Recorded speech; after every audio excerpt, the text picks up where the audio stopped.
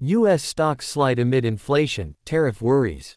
U.S. stocks slumped Friday amid worries about higher inflation and tariffs, while a closely watched report gave a mixed picture of the U.S. job market. The Dow Jones Industrial Average fell more than 400 points, or almost 1%. A sharp drop for Amazon following its latest profit report helped drag the Nasdaq Composite down about 1.4%. Treasury yields also climbed in the bond market after a discouraging report on Friday morning suggested sentiment was unexpectedly souring among U.S. consumers.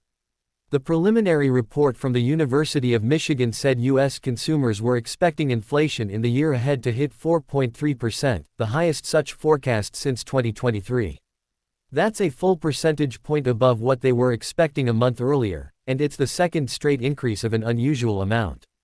Economists pointed to the possibility of U.S. tariffs on a wide range of imported products, which President Donald Trump has proposed, and which could ultimately push up prices for U.S. consumers. Trump said Friday that he was likely to have an announcement on Monday or Tuesday on reciprocal tariffs, where a country pays so much or charges us so much, and we do the same. Jobs report. The consumer sentiment data followed a mixed report on the U.S. job market.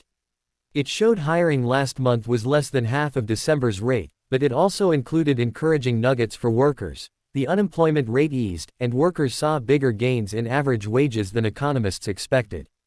All the data taken together could keep the Federal Reserve on hold when it comes to interest rates.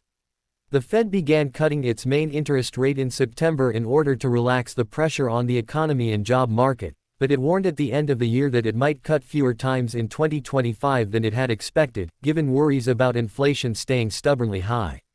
Interest rates are one of the things Wall Street cares most about, because lower rates can lead to higher prices for stocks and other investments. The downside is they can also give inflation more fuel. For Scott Wren, senior global market strategist at Wells Fargo Investment Institute, the jobs report did nothing to change his forecast for the Fed to cut the federal funds rate just once in 2025.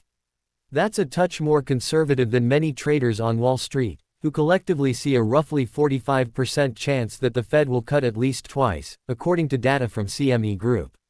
Of course, some traders are also betting on the possibility of zero cuts. Wren said financial markets could stay shaky in the near term, not only because of uncertainty about interest rates but also because of Trump's tariffs and other unknowns around the world.